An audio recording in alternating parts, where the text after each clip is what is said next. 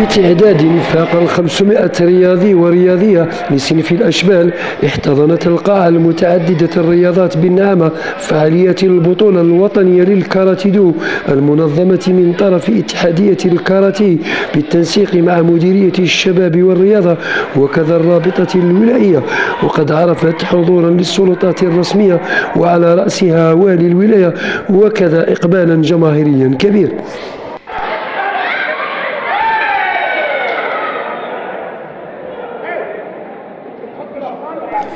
هذا وقد تم تكريم الفائزين والمشاركين لتكون ولاية النعامة عبر قطاع الشباب والرياضة قد نجحت في تنظيم تظاهرتين وطنيتين كان أولاها المخيم الوطني للشباب لتليها البطولة الوطنية للكاراتيه دو. على كل حال ولايتنا اليوم راهي تحتضن تظاهرة رياضية كبرى ولأول مرة بهذا المستوى الكبير خاصة في هذه الرياضة وهي كاراتيه دو.